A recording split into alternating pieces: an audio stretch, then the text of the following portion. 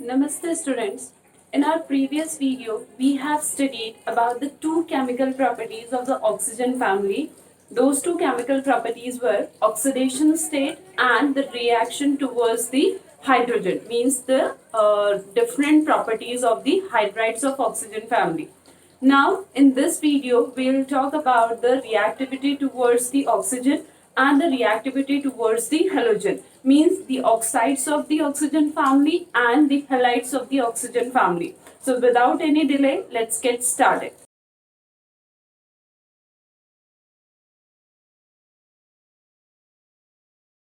First, we'll take the reactivity towards oxygen. That is how the elements of 16th group reacts with the oxygen. What are the different types of oxides are found by these elements and what are the properties of that different oxides. So all the elements of group 16, they react with the oxygen to form two oxides having formula EO2 and EO3, which are known as dioxides and trioxide respectively. So all the elements, whether it is sulfur, selenium, tellurium and polonium, they react with the oxygen to form two types of oxides, EO2 and EO3, dioxide and trioxide. So first we'll deal with dioxides. Now in dioxides, the general formula is EO2. In dioxide, if the first point we cover, that is the preparation. Now, how we can prepare the dioxides of the oxygen family? In case of sulfur, selenium and tellurium, by burning sulfur, selenium and tellurium in air, they form a dioxide. So, burning of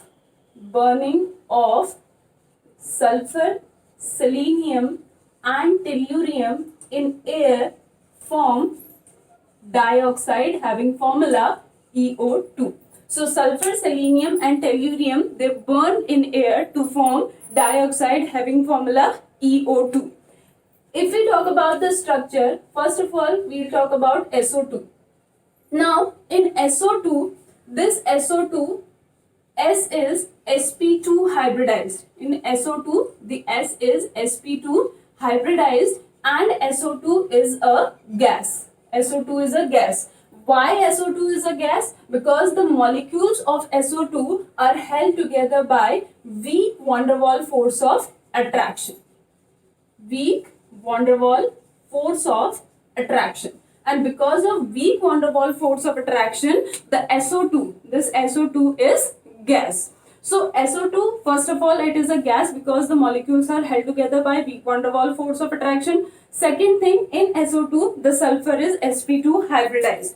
If I draw the orbital diagram of sulfur in the ground state, it becomes S2 and P4 and the d orbital is empty.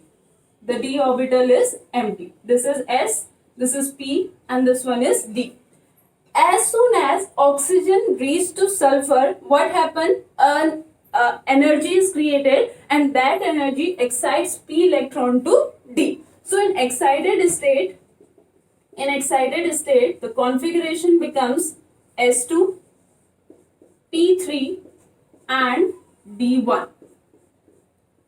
Now, out of these 5 orbitals, the oxygen combines with the 2p orbitals. So what happened? 1s and 2p orbital combines to form a hybridized orbital, whereas these two remains unhybridized. So in the hybrid state we get 3 hybrid orbitals which are known as sp2. In these 3 hybrid orbitals we have 4 electrons, and in 11th class we have studied that in hybridized orbital all the orbitals have equal amount of energy. So we'll apply the Hund's rule of maximum multiplicity here, and in this way we'll fill the configuration. Here one unhybridized p orbital, here one unhybridized d orbital, and these are rest 4 d orbitals. So what happened when oxygen comes? One oxygen forms sigma bond with this sp2 hybridized orbital and pi bond with this unhybridized p orbital. Second oxygen forms sigma bond with this sp2 hybridized orbital and a pi bond with this unhybridized d orbital. So our shape becomes like S. Because of sp2 hybridized, the structure is, the geometry is triangular planar, but due to the presence of a lone pair, its shape becomes angular, means bent. So it's like this: oxygen, oxygen, here it is lone pair, and pi electron, pi electron. So here one of the pi electron is p pi, and another one is p pi d pi, because one is formed by the p orbital of oxygen and the p orbital of sulfur, that is p pi, while the other bond is formed by by p orbital of oxygen and the d orbital of the sulfur, that is p pi d pi. But the length of both the SO bond is equal. We have different pi bonds. One is p pi and another one is p pi d pi. But after this also, both SO bonds are equal in length. And why it is so? Because of the resonance. The pi bonds can exchange their position. The pi bonds exchange their position due to resonance, and due to the exchange in the position, the bond length becomes equal. So this is about the structure of SO2. Now, if we talk about the SO2 structure in the gaseous state and in the solid state, in both the state, SO2 molecule is present in the form of discrete molecules. Means it is present in the form of SO2 molecules only, whether it is present in the gaseous state or it is present in the solid state. Now next, SeO2. If I talk about SeO2, first of all, this selenium dioxide is a white crystalline solid. Why it is a white crystalline solid? Because the molecules of SeO2 are held together by strong van der Waals force of attraction. SO2 is a gas because these are held together by weak van der Waals force of attraction.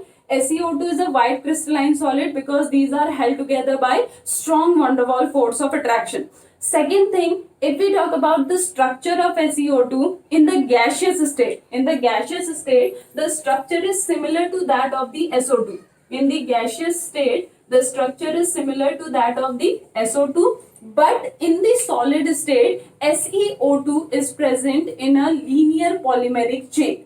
How? SeO2 is present in a linear polymeric chain when it is present in the solid state. So in the solid state, its structure becomes Se like this. Se means O and here. So it is present in the form of linear polymeric chain. In the gaseous state, structure is similar to that of the SO2, but in the solid state, it is present in the form of the linear polymeric chain. And if we talk about TeO2 and POO2, these two are non-volatile crystalline ionic solids.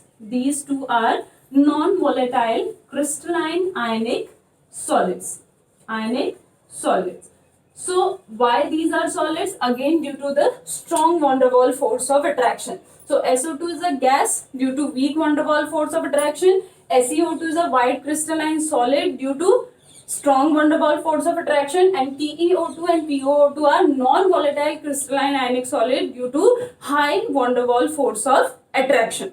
Now we will talk about the properties of the dioxides. So the very first property of dioxide is the acid and base character. The very first property of dioxide is acid and base character.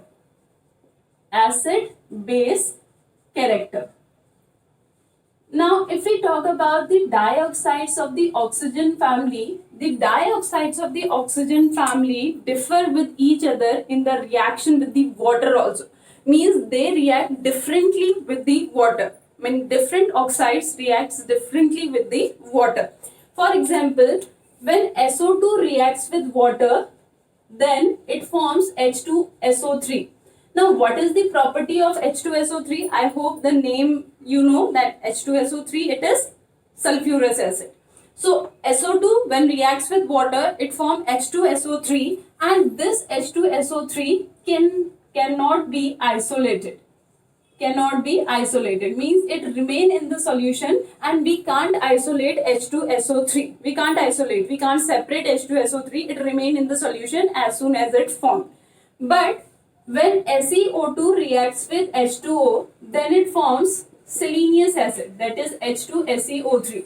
The formula is exactly similar to the sulfurous acid, but the property is different because the reaction of SeO2 with water is different as compared to the reaction of SO2 with water. So when SO2 reacts with water, it forms H2SO3, which remains in the solution and can't be isolated. SeO2 reacts with H2O to form H2SeO3, and we can isolate this in the crystalline state. We can isolate this in the crystalline state.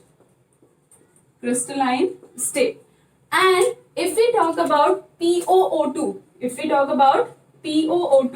POO2 is almost insoluble in water. POO2 is almost insoluble in water, but yes, it reacts with both alkalis and acid. Means though it is insoluble in water, but it reacts with both alkalis, and when it reacts with alkalis, then it forms tellurite, not PO2. First we will talk about TeO2 because after selenium we have tellurium. So TeO2 is almost insoluble in water and it reacts with alkali to form tellurites and with acids to form basic salts. So because TeO2 reacts with both alkali and acid, therefore this oxide is amphoteric in nature. The above two oxides are acidic in nature because when they react with water, they form acid. But this one is amphoteric in nature because this has the tendency to react with both alkali as well as the base. Similarly, POO2 is also amphoteric in nature, but it is more basic in character than TeO2. More basic in character than TeO2. Though it is amphoteric in nature, means it also reacts with both alkali and acid, but it is more basic than TeO2. Means it reacts more easily with the acid as compared to TeO2. So what we are observing? We are observing that while moving down the group, what happened? Acidic character decreases. And the basic character increases. So this is all about the acid-base character. Next, we will talk about the oxidizing and reducing property. Now, in oxidizing and reducing property, what we have to study? In our previous video, we have studied about the oxidation state, that the elements of this family shows 3 positive oxidation state, +2, +4 and +6.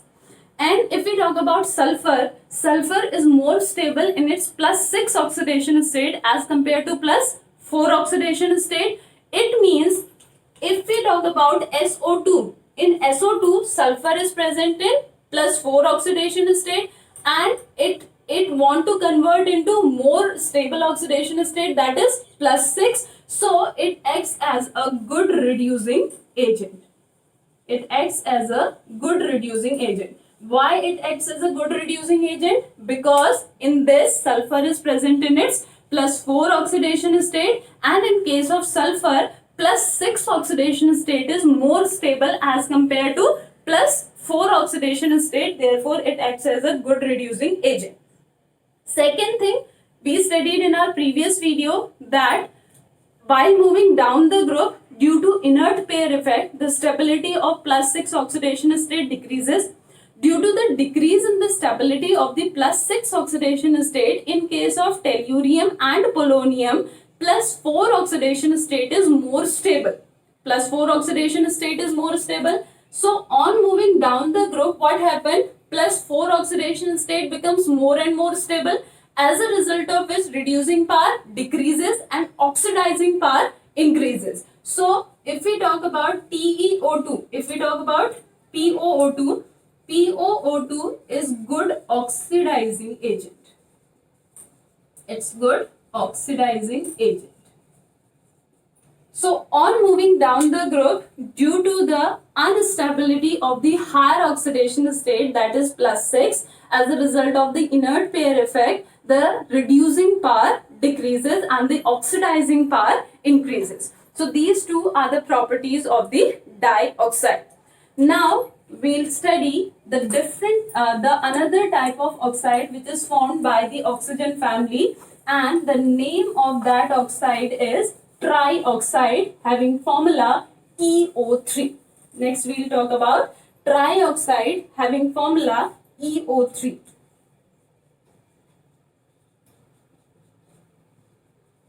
EO3. Now in this, all the elements, means all the elements of oxygen family, they react with the oxygen to form trioxide, having formula EO3. And if we talk about the physical state of different oxides, different trioxides of the oxygen family, O3 and SO3, these two are gases at room temperature. These two are gases at room temperature. Now, similarly, as we have studied the structure of SO2, in this we will study the structure of SO3. In SO3, the hybridization is still sp2. The hybridization is still sp2, but in SO3 we didn't get lone pair. In SO2 we get lone pair, but in SO3 we didn't get lone pair. Why? Sulfur in the ground state, S2, P4 and D0, because D1 is empty. As soon as oxygen reached to sulfur, then what happened? The electrons excited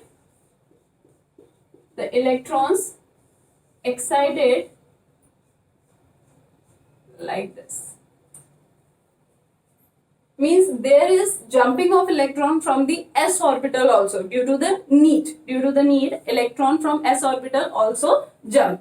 Now what happened? These three combines to form hybridized orbital, and these three remains unhybridized, which forms pi bond with the oxygen. So the bonding becomes, these three are sp2 hybridized orbital, 1p unhybridized, 2d unhybridized, and 3d are left.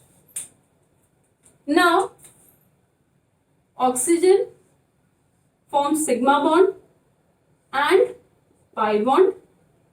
Another oxygen forms sigma bond with the hybridized, because hybridized orbital always forms sigma bond, and another pi, and third one sigma with third oxygen and pi.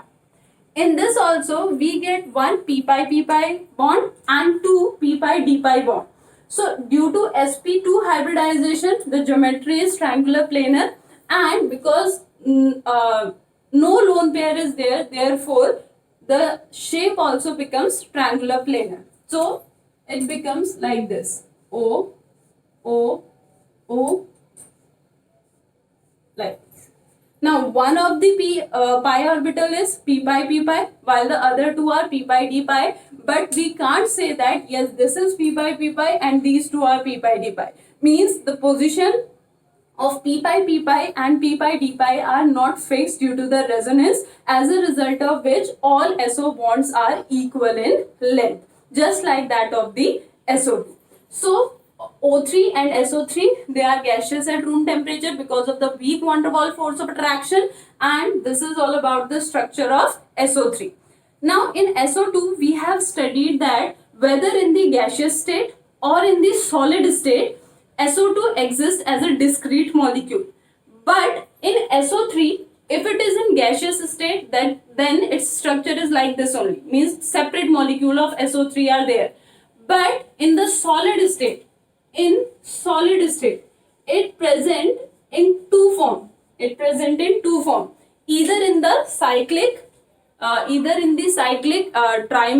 trimeric form, like either in the form of cyclic trimeric form, how S O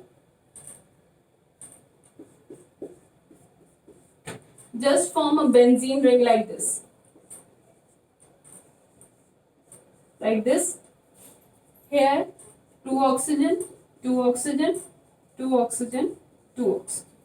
So, in the solid state, the SO2 either present in the cyclic trimeric form or in the linear polymeric chain. In the linear polymeric chain, the structure becomes SO2, SO2 like this. Clear? So, in the gaseous state, it is present like this only, but in the solid state, either in the cyclic trimeric form or in the linear polymeric form. Now, if we talk about SeO3, so SeO3 is first of all solid at room temperature. It is solid at room temperature. Why? Because of strong van der Waals force of attraction. And in the solid state, it is present in the cyclic tetrameric form. In this solid state, it is present in the cyclic tetrameric form, and cyclic tetrameric, the structure becomes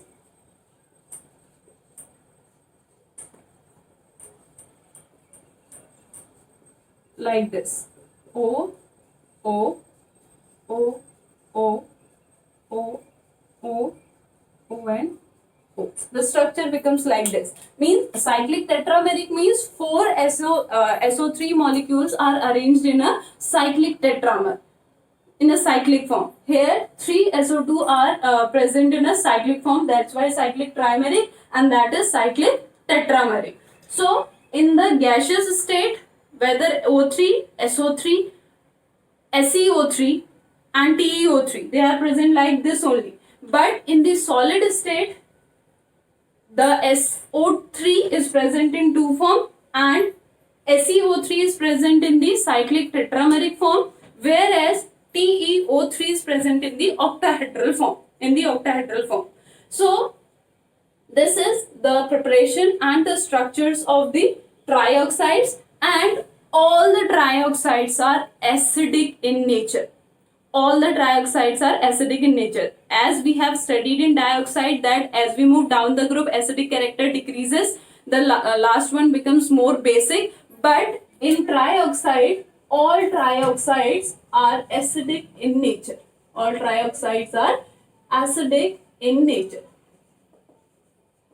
So this is all about the reactivity towards oxygen. Now we will study the reactivity towards halogen. That is how the elements of group 16, they reacts with the halogen. Next we will talk about the reactivity towards halogen. Now the elements of oxygen family, they reacts with the halogen to form a number of halides with the oxidation state +1, +2, +4 and +6, and because of the oxidation states, they are termed as hexahalides, tetrahalides, dihalides and monohalides. So first of all, we will talk about hexahalides.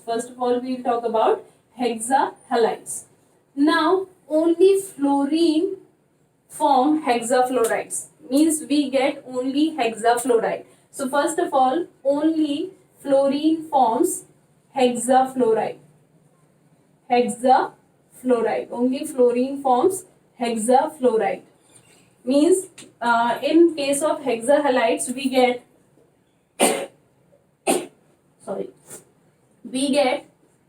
SF6, SEF6 and TEF6, and the stability of the hexafluorides decreases down the group. Means the most stable is SF6, then SEF6, and the least stable is TEF6. Now, if we talk about the structure of the hexahalides, in case of hexafluorides, the central atom possesses sp3d2 hybridization. Means the central atom possesses sp3d2 hybridization, and due to the presence of all bond pair, the geometry becomes octahedral. The geometry becomes octahedral and all the bond angles are 90 degrees. So the central atom means the sulfur, selenium and tellurium. The hybridization is sp3d2. Due to this hybridization, the shape is octahedral and the bond angles are 90 degree. Bond angles are 90 degree. And as we move down the group, what happened? Stability decreases. Now SF6 is the most stable. If we talk about SF6, SF6 is the colorless, orderless, SF6 is the colorless, orderless gas at room temperature. And it is thermodynamically stable and chemically inert. The second property, it is thermodynamically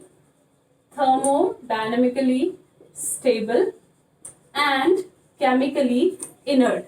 Now the reason behind the chemical inertness,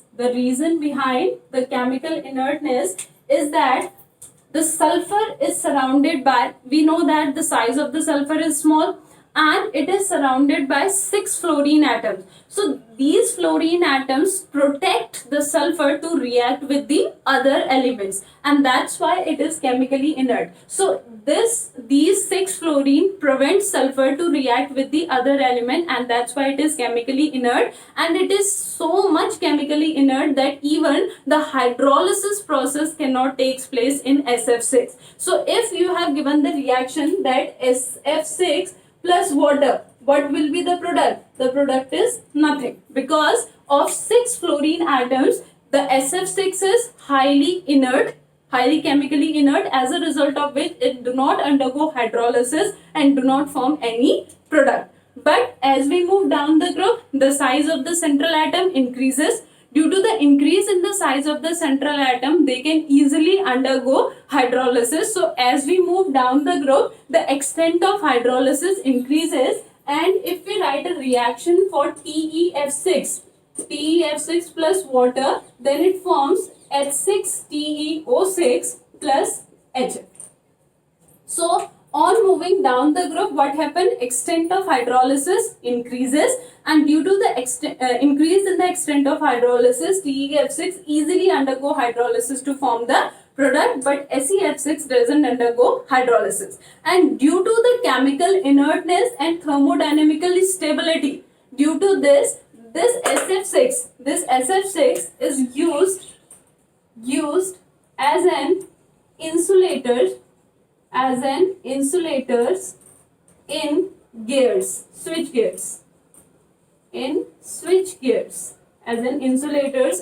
switch gears, because of the thermodynamically stability and chemically inertness.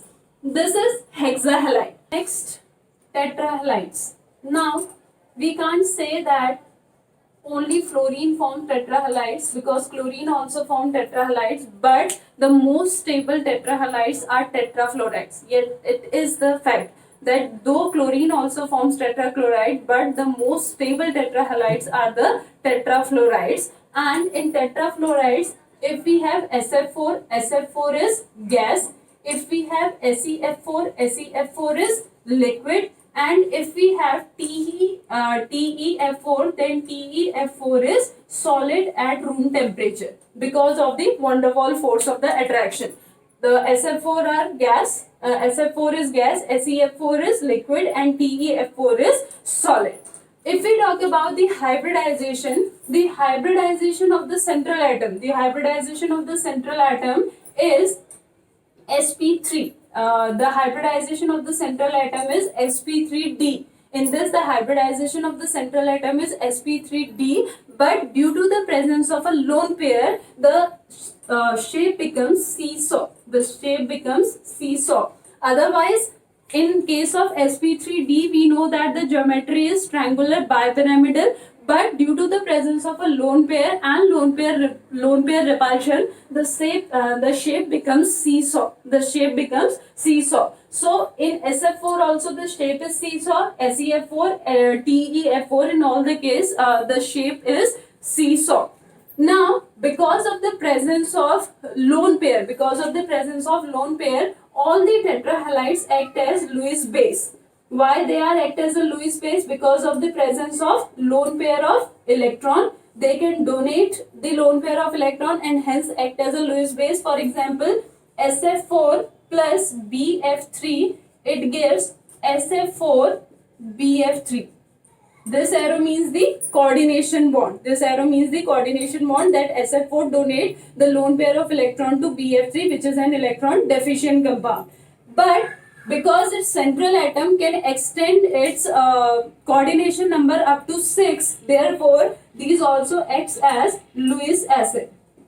These also acts as Lewis acid. Why these acts as Lewis acid? Because the central atom can extend its coordination number up to 6. Can extend its coordination up to 6. For example, SF4, it reacts with 2F negative to form SF6 2 negative. SF6 2 negative. So the tetrahalides can act as both Lewis base as well as the Lewis acid. Why they act as a Lewis base? Because of the presence of lone pair of electron. And why they act as a Lewis acid? Because of the because central atom can extend its coordination number up to 6. And in hexahalides, we have studied that SF6 do not undergoes hydrolysis, but in tetrafluoride, SF4 can undergo hydrolysis because in this the sulfur is surrounded by only 4 fluorine atoms, so there is no much protecting. That's why SF4 can easily undergo hydrolysis, and after hydrolysis it forms SO2 plus HF. So SF6 do not undergo hydrolysis due to the presence of 6 fluorine, but SF4 undergo readily hydrolysis process because of the presence of only 4 fluorine atoms. And these SF4 and SeF4, these two means SF4 and SeF4, these are used as a fluorinating agent. These are used as a fluorinating agent. For example, if we have to convert COOH group to CF3, if we have to convert COOH group to CF3, then we'll use either SF4 or SeF4. So SF4 and SeF4, they both act used as a fluorinating agent and they convert COOH to CF3. Now, next we'll talk about dihalides. Now, in dihalides, first thing you have to keep in your mind that selenium do not form dihalides. Selenium do not form dihalides. While the other element forms dihalides. And in dihalides, the structure, if I have, suppose if I take SF2, so in SF2, the hybridization is sp3, but due to the presence of 2 lone pair, the shape becomes bent as that of the water, just like of water. In our previous video, we have studied the structure of the water. So just like water, the shape is similar to that of the water of SF2, but the bond angle of SF2 is smaller than that of the water. Why? Bond angle is smaller than water. Now, bond angle is why smaller than water? Because in case of water, the central atom is oxygen, which is an electronegative element. In case of SF2, the central atom is sulfur, which is less electronegative as compared to oxygen. So in this case, electrons are more towards the oxygen, as a result of which there is bond pair repulsion and bond angle moves away from each other. But in this case, the bonds are towards the fluorine, as a result of which there is less electron cloud density near the sulfur. Therefore, less bond pair repulsion is there, as a result of which bond angle decreases. So due to this, the bond angle of SF2 is smaller than that of water, but the shape is exactly similar to that of the water. And selenium do not form dihalides. Next, we'll talk about monohalides. Now, all the monohalides which exist in the nature, they exist in the form of dimers. dimers. All the non-monohalides, all the monohalides which are present in our nature, that are present in the dimeric form. For example, O2F2 and S2F2 and S2Cl2, S2Br2, Se2Cl2, Se2Br2, etc. So all the monomers are present in the dimeric form because of the stability, and these monohalides undergoes disproportionation reaction. These monohalides undergoes disproportionation reaction. For example, Se2Cl2, it forms SeCl4 plus Se. Now in Se2Cl2, the oxidation state is +1, here it is +4, and here it is 0. So oxidation and reduction simultaneously, that is known as disproportionation reaction. So monohalides undergoes disproportionation reaction, and all the monohalides are present in the dimeric form. So these are all information about the halides formed by the oxygen family. So students, that's all for today. I'll see you in my next video with the new interesting properties of the oxygen family.